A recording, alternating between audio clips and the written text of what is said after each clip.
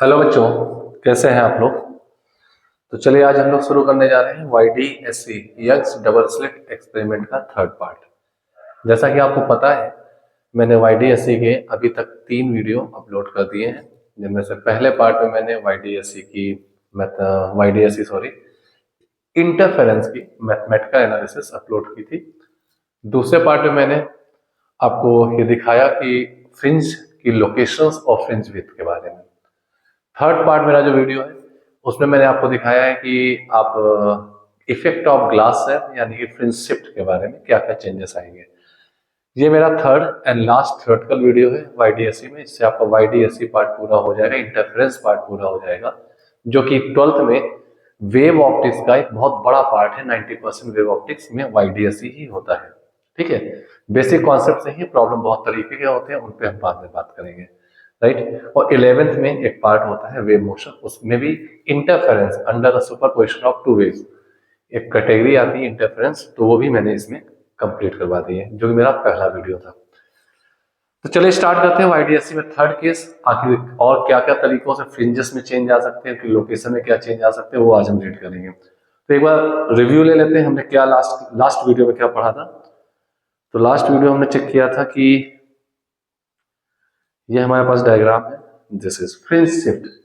अगर आप देखें तो पहला केस जो था कि S1 S2 दो सोर्स हुआ करते थे YDSC में, इनसे एयर से होते वेव्स जाती थी, पॉइंट P पर मिलती थी। तो पॉइंट P पर एमएथ ब्राइट या एमएथ डार्क की क्या लोकेशंस होंगी, उसके लिए XM हमने कैलकुलेट कर लिया था। फिर उसके बाद हमने देखा कि इनमें से किसी एक या दोनों के पाथ में कोई ऑप्टिकल मीडियम दूसरा रख दिया जाए, यानी कि ग्लास स्लैब इंसर्ट करा दी जाए, तो फ्रिंज की लोकेशन में क्या चेंज आएगा और फ्रिंज विड्थ में क्या चेंज आएगा। हमने देखा था लोकेशन में शिफ्टिंग आ जाती है, बट फ्रिंज विड्थ में कोई चेंज नहीं आता है, राइट। तो ये सब चीजें तो यहाँ तक की चीजें मेंस तक में लिमिटेड रहती हैं। अब अगर बात करें एडवांस एग्जाम के IT एडवांस में, तो कुछ और भी चेंजेस देता है, कुछ बैक साइड के पाथ डिफरेंस चेंज करता है, तो जिसके बारे में आज मैं 2 केस में आपको समझाने जा रहा हूँ। तो जरा ध्यान से देखिएगा। तो लेट स्टार्ट। यही जो हमारा डायग्राम है इसी को हम कॉपी कर लेते हैं। कॉपी नहीं करते, दूसरा डायग्राम बनाते हैं। Let start Young's double slit experiment. तो नेक्स्ट केस स्टार्ट करता हूँ। विड्थ को थोड़ा सा चेंज कर लेते हैं। लेट अस सपोज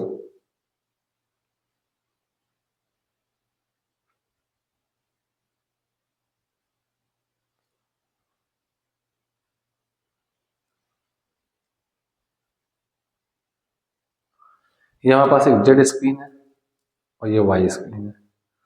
अब हमारे पास सोर्स जो है कहीं दूर है, वहां से आ रहा है। यहाँ पे मैं 2 आपके पास पॉइंट सोर्स बना देता हूँ, S1 एंड S2। ये आपके पास S1 और S2 हो जाएंगे। विड्थ को थोड़ा सा कम कर लेते हैं, right. This is S1 and this is S2। ये 2 पॉइंट सोर्स है, ये इनका सेंटर पॉइंट होगा,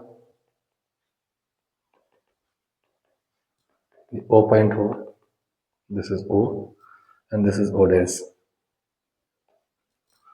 this gap is capital D। आप पता है SS1 जो है SS1 वो स्मॉल डी है। स्मॉल डी बहुत छोटा होता है कैपिटल डी के कंपेयर में, राइट। अब आपको जो कंडीशन दी हुई है वो क्या है वो देखते हैं।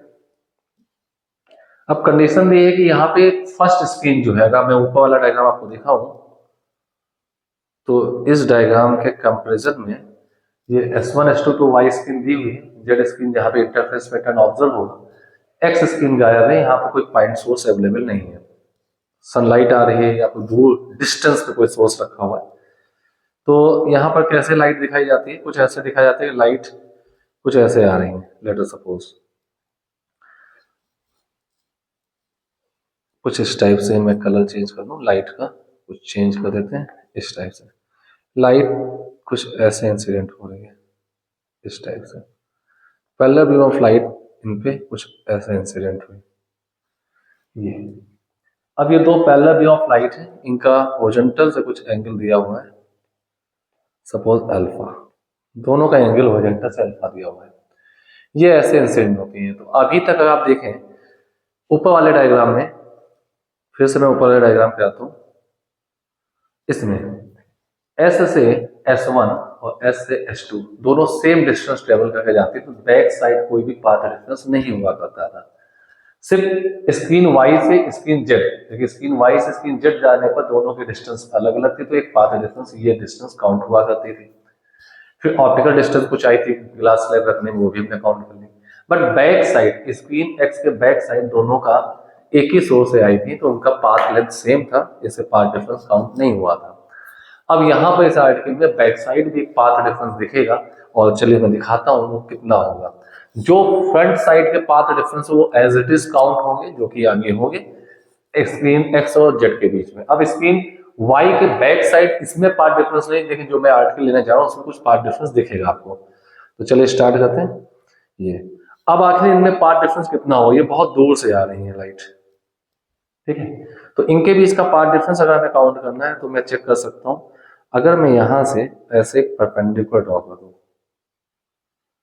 दिस वन, ये एक मैंने परपेंडिकुलर ड्रॉ कर दिया। आप इसको थोड़ा सा जूम करके देख लीजिए, ऐसे ये मैंने परपेंडिकुलर ड्रॉ कर दिया ऐसे। तो आप देख सकते हैं ये बैक साइड की ये दोनों डिस्टेंस है, दोनों का पाथ लेंथ मान लेते हैं पीछे का सेम होगा। इस पॉइंट को मैं कुछ एम पॉइंट दे देता हूं, एम, ये एम पॉइंट हो गया। तो बताएं S2 ने कितना एक्स्ट्रा डिस्टेंस ट्रेवल किया है, तो S2 ने ये डिस्टेंस एक्स्ट्रा ट्रेवल किया वो दिस वन, ये डेल्टा एक्स बी होगा। बी मतलब बैक साइड मैंने मान लिया, कितना एक्स्ट्रा होगा, ये कितना आएगा। तो चलिए हम इसको सॉल्व करें, तो मैं जूम आउट कर देता हूँ।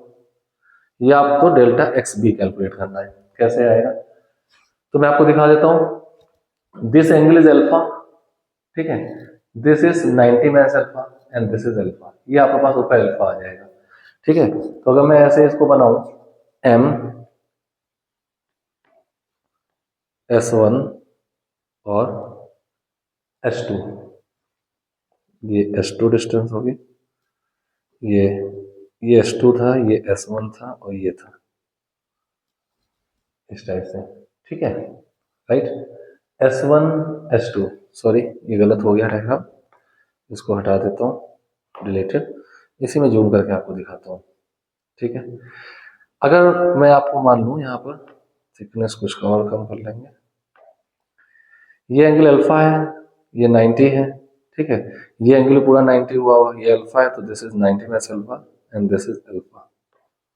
अब इस अल्फा के परपेंडिकुलर है डेल्टा एक्स बी, तो मैं कह सकता हूँ डेल्टा एक्स बी, इस अल्फा के लिए perpendicular delta x b back side का पार्ट डिफरेंस अपॉन ये हाइपोटेन्यूज होगा S1 S2, S1 S2, या पर साइन अल्फा आएगा, साइन अल्फा, ठीक है। तो चलिए ये हमने लिख लिया, delta x B upon x1 x2 sine alpha आएगा। तो यहां से अगर हम चेक करें delta x b S1 S2 sine alpha आ जाएगा, यानी कि डेल्टा एक्स बी जो आएगा वो आएगा small D sine alpha, small D sine alpha हो जाएगा ये, यानी कि इतना extra path back side S2 ने ट्रेवल किया है, ठीक है, S2 ने इतना पाथ बैक साइड ट्रेवल किया है। ये एक मिनट रुकिएगा, ये इतना जो पाथ लेंथ है X2 ने बैक साइड एक्स्ट्रा ट्रेवल किया है, राइट। तो अब इस पाथ डिफरेंस को कैसे ट्रीट करेंगे, तो अगर मैं आऊं अपने प्रॉब्लम पर, ठीक है, तो आप देखिएगा यहां पर जब प्लेट रखी जाती है T2 μ2 इंटू T2, ये आर्टिकल अगर आपने मेरा वीडियो नहीं देखा है तो देख लीजिए, तो आपको ज्यादा बेटर समझ में आएगा। जब प्लेट यहां रखी जाती है तो इसने ये कुछ एक्स्ट्रा पार्ट ट्रेवल करती है, और इसका पार्ट ट्रेवल जो है यहां पर एक्स्ट्रा अपीयर होता है। हाँ यहाँ पे कुछ छूट गया, ये T1 होगा, ये T2 होगा, ठीक है। तो ये पार्ट डिफरेंस एक्स्ट्रा हो जाता है, यानी कि ऐड होता है मेन पार्ट डिफरेंस में। जब ऊपर वाला एक्स्ट्रा ट्रेवल करता है तो मेन पार्ट डिफरेंस सब्ट्रैक्ट होता है। तो नई लोकेशन यहाँ पर ये ऐड हुआ था पार्ट डिफरेंस, और न्यू लोकेशन सब्ट्रैक्ट होकर आती है, जिसमें डी बाई कैपिटल डी का इस टर्म में डी बाई कैपिटल डी का मल्टीप्लाई होता है दोनों में, ठीक है। तो यहाँ पे S2 ने एक्स्ट्रा पार्ट ट्रेवल किया, पार्ट डिफरेंस इंक्रीज हुआ है, ठीक है। तो यहां पर मैं ये कह सकता हूं पाथ डिफरेंस इंक्रीज हुआ है, ठीक है। तो यहां पे पाथ डिफरेंस जो हुआ है वो इंक्रीज हुआ है, पाथ डिफरेंस इंक्रीज हुआ है। तो न्यू पार्ट डिफरेंस जो आएगा डेल्टा एक्स न्यू, वो जो आ जाएगा H2P माइनस S1P। ये तो फॉरवर्ड डायरेक्शन का, यानी कि स्किन एक्स और वाई और जेड के बीच का पार्ट डिफरेंस हो, ये कहीं मिलेंगे जा करके ऐसे।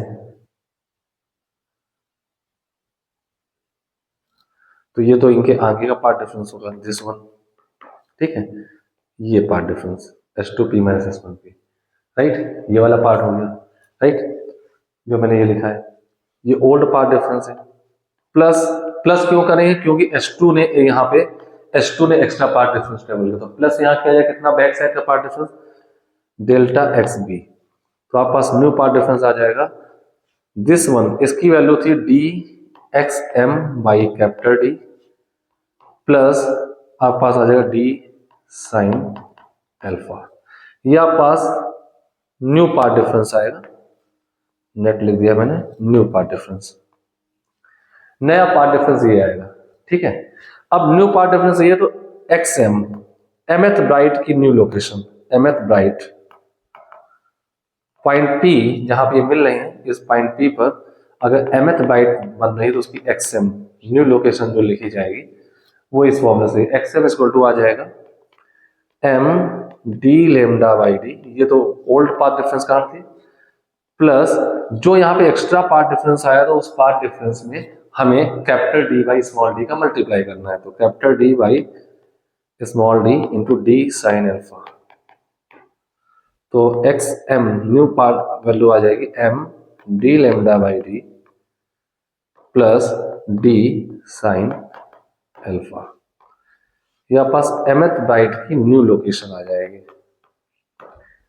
ठीक है।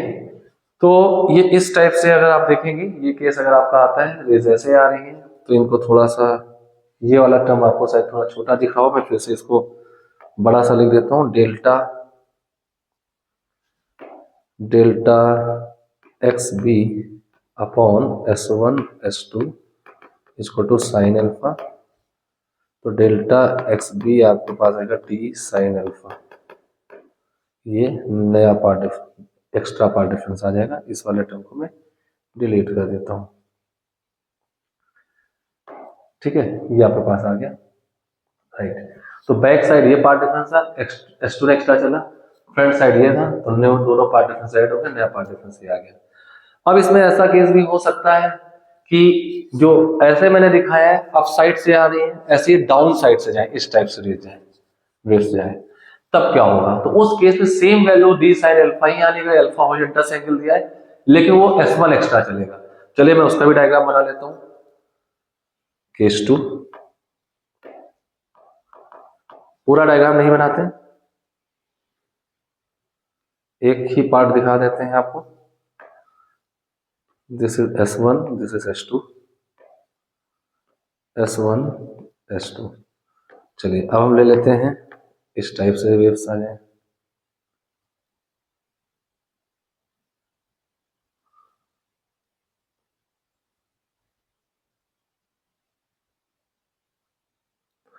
ऐसे।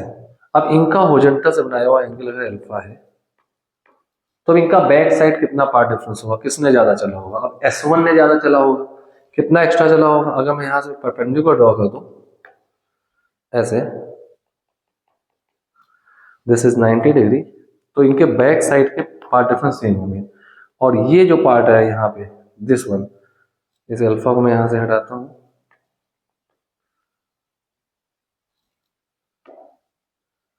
दिस वन, ये डेल्टा एक्स बी, ये आपके पास डेल्टा एक्स बी आएगा एक्स्ट्रा बैक साइड, और S1 ने मोर डिस्टेंस ट्रेवल की, more path delta x b travel किया है, ठीक है, S1 वाले सोर्स पे आने पे, ठीक है, ये एंगल अल्फा है, अनडाउटली अल्फा में लिख देता हूँ, अल्फा एंगल होगा, दिस इज अल्फा, ये 90 में से अल्फा, तो ये एंगल भी अल्फा आ जाएगा।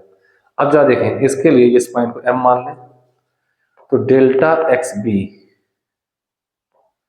Upon S1 S2 D sine alpha हो जाएगा, सॉरी साइन अल्फा होगा, S1 S2 डी जब मल्टीप्लाई हुआ तब वो अल्फा बनेगा,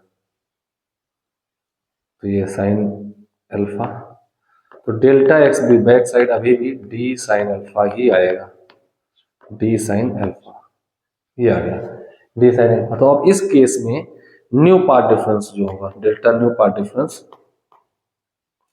जैसे मैंने ऊपर लिखा है ये आपका न्यू पार्ट डिफरेंस वैसे ही लिखा जाएगा, बट अब यहाँ पे x1 ने ज्यादा चला है, इसलिए आपका ये s1 वाला टर्म माइनस में है, तो s1 ये टर्म भी माइनस में आएगा। ठीक है, तो आप पास आ जाएगा D XM by capital D minus D sine alpha, ये आ जाएगा। ठीक है, अब आपके पास एमएथ ब्राइट की न्यू लोकेशन जो आएगी, एमएथ ब्राइट की जो न्यू लोकेशन आएगी एक्स एम न्यू, वो हो जाएगी फॉरवर्ड डायरेक्शन के कारण एक्स और वाई के बीच में M D lambda by D. अब यहां पे इसका टर्म माइनस है तो वहां क्या आ जाएगा प्लस, जैसे यहां पर देखें, हाँ यहाँ पे एक मिस्टेक हो गई है, जैसे मैं आपको दिखाऊं इस वाले आर्टिकल में, हाँ सेकेंड प्लेट का यहाँ प्लस आता था तो यहाँ पे माइनस हो जाता था एमएथ लोकेशन पे, मैं यहाँ पे माइनस मिस्टेक हो गई, यहाँ पे अगर एक्सएम में प्लस आ रहा है तो यहाँ पे ये टर्म माइनस होना चाहिए, एमएथ प्राइट की न्यू लोकेशन माइनस में होनी चाहिए, मिस्टेक हुई है, तो यहाँ पे इसको आप माइनस कर लीजिए, माइंड इट यहाँ पे मिस्टेक हुई है, माइनस आता है, पार्ट डिफरेंस बढ़ता है तो लोकेशन कम हो जाती है, माइनस होगा, और यहाँ पे भी इसको मॉडिफाई कर लेते हैं, दिस वन इज माइनस, ये बाई मिस्टेक छूट गया था। ठीक है, अब यहाँ माइनस है तो ऊपर पार्ट डिफरेंस ऐड हुआ था तो एमएथ लोकेशन में माइनस आ चुका है। ठीक है, तो ऐसे यहाँ पे पार्ट डिफरेंस में माइनस हुआ है तो एमएथ लोकेशन में जो आएगा वो प्लस का आ जाएगा, प्लस का D by small d into sine alpha, एक स्मॉल डी और था इसके साथ तो डी डी कैंसिल हो जाएगा, तो एक्स एम न्यू लोकेशन जो आएगी आपकी M D lambda by D plus D sine alpha बन जाएगी। ठीक है, तो एक तो ये केस हो जाएगा, राइट। अब इसी में ही अगर आपके पास इन्हीं स्लैब्स में अगर यहाँ स्लैब भी रख दी जाए दोनों में, T1 thickness μ1 refractive index, T2 thickness μ2 refractive index, तो इसके जो केस है मैं ऊपर लिख चुका हूँ पार्ट डिफरेंस में क्या चेंजेस आएंगे। देखिए T1 वाले से ये पार्ट डिफरेंस ऐड होगा, T2 वाले में पार्ट डिफरेंस माइनस होगा। ठीक है, तो पार्ट डिफरेंस में माइनस होगा, फिर सॉरी पार्ट डिफरेंस ये है, ये वाला टर्म T1 वाले से माइनस होगा, T2 वाले से ऐड होगा, और पोजीशंस पे डी बाई डी का मल्टीप्लाई करके इसी वैल्यूज पे ये साइन अपोजिट करके माइनस वाला प्लस, प्लस वाला माइनस होकर आ जाएगा। ठीक है, तो आप ऐसा भी इसको कर सकते हैं। ठीक है, लेकिन ध्यान दें ग्लास स्लैब दोनों एक साथ हो रखी जा सकती है इस एक्सपेरिमेंट में, तो दो टर्म इसके बढ़ेंगे, एक नेचुरल बढ़ेगा, तीन टर्म हो जाएंगे, और एक बैक साइड है, बैक साइड में आइदर ये कंडीशन मिलेगी और ये कंडीशन मिलेगी, ये नहीं कि ऐसे भी आ रही है ऐसे भी आ रही है, तो कोई एक ही कंडीशन होगी, तो टोटल चार टर्म मिल सकते हैं। अगर मैं चारों की बात करूं, मान लेता हूं मैं इस केस को कंसीडर करूं और दोनों में ही स्लैब रखी हुई है, दोनों के पाथ में स्लैब रखी हुई है, अगर मैं ऐसे कंसीडर कर लूं तो इसकी वैल्यू मैं लिख के दिखाता हूं आपको, क्या लिख सकता हूं, तो आपके पास डेल्टा एक्स न्यू जो आएगा वो मैं लिखता हूं डेल्टा एक्स न्यू, वो आएगा D X M by capital D minus D sine alpha, ये तो था S1 ने ज्यादा डिस्टेंस ट्रेवल किए बैक साइड।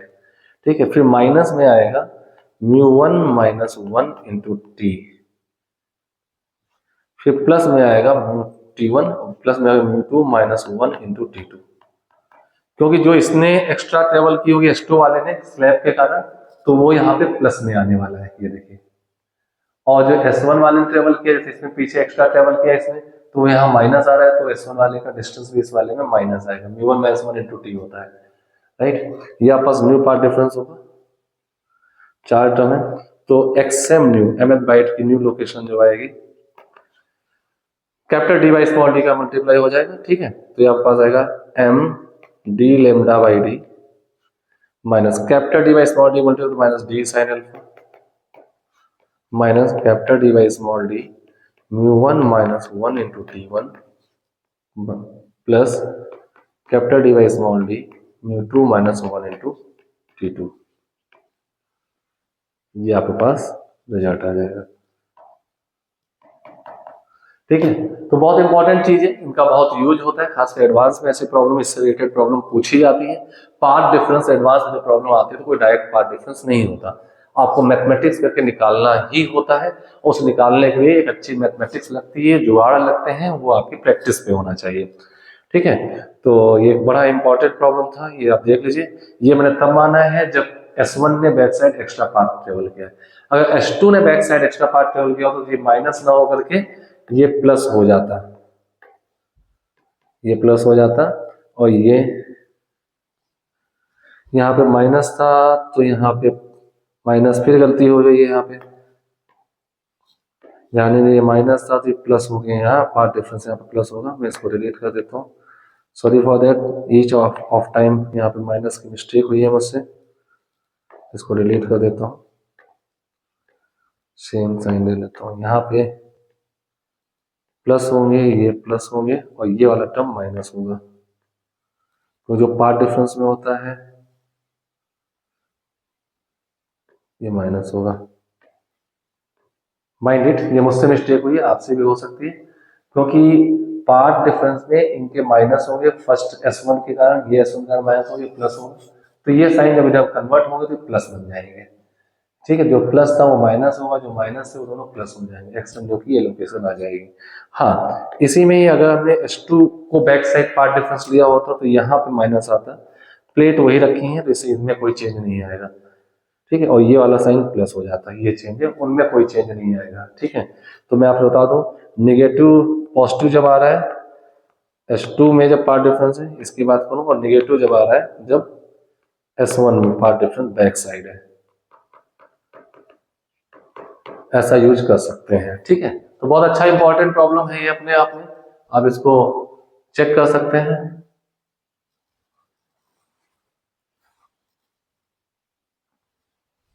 तो ये जो केस है ये ITs के लिए, IT एडवांस के लिए इंपॉर्टेंस रखता है।